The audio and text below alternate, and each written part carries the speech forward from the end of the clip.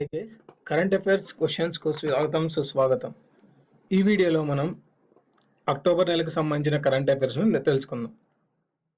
First, 5వ India అంతర్జాతీయ silk ఉత్సవాన్ని ఎక్కడ నిర్వహించారు? 5వ ఇండియా అంతర్జాతీయ సిల్క్ ఉత్సవాన్ని ఎక్కడ నిర్వహించారు? ఆన్సర్ న్యూఢిల్లీ అండి. దీని వివరణ వచ్చేసి, ప్రపంచంలో సిల్క్ ఉత్పత్తిలో ఇండియా 2వ స్థానంలో ఉంది. మల్బరీ, టస్సార్, ఇరి, ముగా రకాల పట్టును దేశంలో ఉత్పత్తి చేస్తున్నారు. సిల్క్ ఉత్పత్తి, మార్కెటింగ్ను పెంపొందించడానికి ఇండియా అంతర్జాతీయ సిల్క్ ఉత్సవాన్ని ఏటా నిర్వహిస్తారు. నెక్స్ట్, దేశంలో అవస్థాపన సౌకర్యాల అభివృద్ధి కోసం ఏ దేశంతో ఇండియా ఒప్పందం కుదుర్చుకుంది? దేశంలో అవస్థాపన సౌకర్యాల అభివృద్ధి కోసం ఏ దేశంతో ఇండియా ఒప్పందం కుదుర్చుకుంది? ఆన్సర్ జర్మనీ అండి. దీని వివరణ వచ్చేసి, దేశంలో వివిధ నౌకాశ్రయాలకు రైల్వే సౌకర్యం కల్పించేందుకు 1,00,000 కోట్లతో చేపట్టే ప్రాజెక్టుకు జర్మనీతో ఒప్పందం కుదుర్చుకుంది. Indian port railway corporation limited ఇందులో భాగస్వామ్యం కలిగి ఉంది. నెక్స్ట్, ఇటీవల ఫార్మ్ టూరిజంను ప్రారంభించిన రాష్ట్రం ఏది? ఇటీవల ఫార్మ్ టూరిజంను ప్రారంభించిన రాష్ట్రం ఏది? ఆన్సర్ వచ్చేసి హర్యానా అండి, హర్యానా. నెక్స్ట్, ఇటీవల కామన్వెల్త్ గ్రూప్ నుంచి సభ్యత్వం రద్దు చేసుకున్న దేశం ఏది? ఇటీవల కామన్వెల్త్ గ్రూప్ నుంచి సభ్యత్వం రద్దు చేసుకున్న దేశం ఏది? ఆన్సర్ మాల్దీవులు అండి, మాల్దీవులు. దీని వివరణ వచ్చేసి, మాల్దీవుల్లో ప్రజాస్వామ్యబద్ధంగా గెలిచిన మహమ్మద్ నషీద్ను 2012లో పదవి నుంచి తొలగించారు. 2012 నుంచి ప్రజాస్వామ్య పునరుద్ధరణలో విఫలం కావడంతో కామన్వెల్త్ సంస్థ మాల్దీవుల్లో ప్రజాస్వామ్యం పునరుద్ధరించాలని హెచ్చరించింది. నెక్స్ట్, 17వ ఇండియా రష్యా దేశాల వార్షిక సమావేశం ఎక్కడ నిర్వహించారు? 17వ ఇండియా రష్యా దేశాల వార్షిక సమావేశం ఎక్కడ నిర్వహించారు? ఆన్సర్ గోవాలో అండి, గోవా. దీని వివరణ వచ్చేసి, ఈ వార్షిక సమావేశంలో ఇండియా రష్యా మధ్య 16 ఒప్పందాలు కుదిరాయి.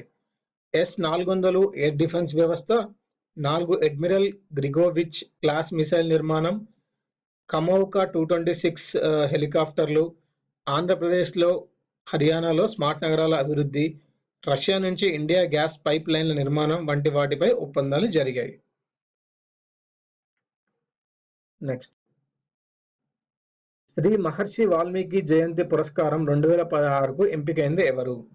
శ్రీ మహర్షి వాల్మీకి జయంతి పురస్కారానికి 2016కు ఎంపికైంది ఎవరు? ఆన్సర్ వీరన్న అండి. వివరణ వచ్చేసి, కర్ణాటకలో స్కెడ్యూల్డ్ కులాల అభివృద్ధి కోసం కృషి చేసిన మాజీ మంత్రి వీరన్నకు శ్రీ మహర్షి వాల్మీకి జయంతి పురస్కారాన్ని ప్రదానం చేశారు. ఈ పురస్కారం కింద 5 లక్షల నగదు బహుమతిని ఇస్తారు. నెక్స్ట్, IAFP యువ శాస్త్రవేత్త పురస్కారానికి ఎంపికైంది ఎవరు? IAFP యువ శాస్త్రవేత్త పురస్కారానికి ఎంపికైంది ఎవరు? ఆన్సర్ కీర్తిరాజ్ కుండలిక్ గైక్వాడ్, కీర్తిరాజ్ కుండలిక్ గైక్వాడ్. దీని వివరణ వచ్చేసి, అంతర్జాతీయ ఆహార భద్రతా అసోసియేషన్ IAEP ప్రదానం చేసే యువ శాస్త్రవేత్త స్కాలర్షిప్ పురస్కారానికి కీర్తిరాజ్ కుండలిక్ గైక్వాడ్ ఎంపికయ్యాడు. ఆయన ఆహార ప్యాకేజింగ్ రంగంలో ఆక్సిజన్ వాడకం మీద పరిశోధనలు చేసి ఉత్తమ ఫలితాలు సాధించాడు.